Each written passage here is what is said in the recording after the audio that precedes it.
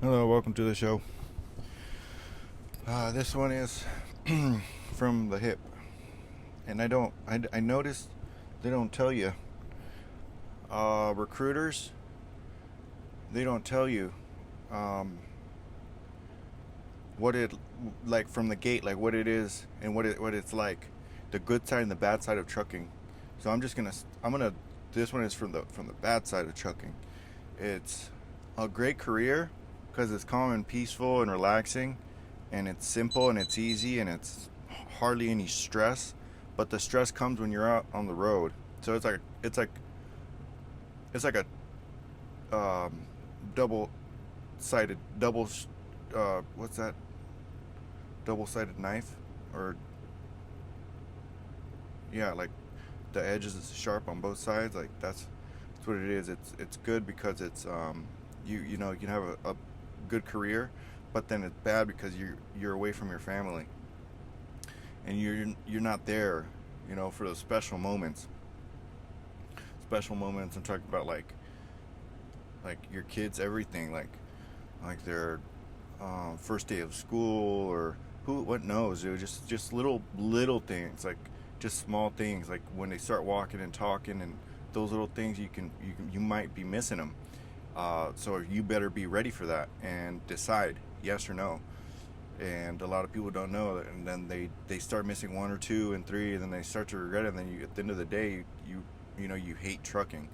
So if you realize that, then if you go in it knowing that, then you're gonna be better off, and schedule your time accordingly.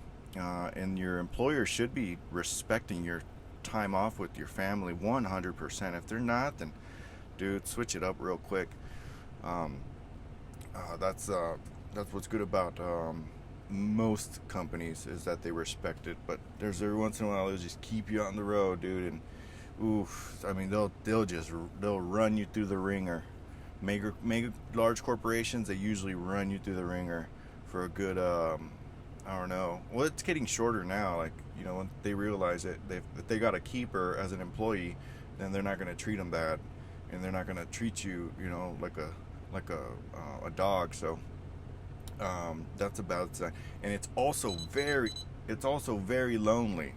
Like, it got like that's why people start getting pets and bringing their dogs. And I never got a dog. I'm not that much of a dog person, but I was a cat person. I didn't really jump on. I didn't go as far as bringing a cat with me, but I did get lonely to the point where I got a ferret in Arizona, and I had him with me. I made YouTube videos about it too. A long time, when I probably like, when did I get a ferret? After 2 years, or something, 3 years of trucking, I got a ferret, and I had him in here, and I thought it was gonna be like a cat. I'm like, oh, they're like cats. No, they're way worse. They're not compassionate animals or creatures. Those ferrets are ruthless. A buddy sent me a link for a news story in, like, I don't know, Pennsylvania or something, where they're allowed. In California, they're actually legal. You can't buy them or sell them. They're seen as a some type of pest or rodent or something, and they're like they don't sell them. So I had to buy it in Arizona, and the lady kind of got in trouble. She's like, "Where's your address?" And I put the address to California. She kind of got in trouble, but it was after the point. After the point, but anyway, back to that story. The family had like three ferrets in a little cage, and this is what I mean. They don't have compassion. They escaped the cage. They broke through it, and they started eating a baby's face, and the baby like was crying. I don't know how much it got into it, but I didn't see. They didn't show pictures, but that's ruthless. Like, you imagine an animal that has no, like, that's zero compassion. Like, this animal's like just looking for something to eat and tear apart, and for sure it would like ate me if I'm small enough. That thing would eat me. So that's why I sold them. I sold them to like some teenagers or some college kids or something. They're like, oh yeah, they're looking for a ferret, I guess. So, um, yeah, but it's a lonely gig, and a lot of drivers don't like.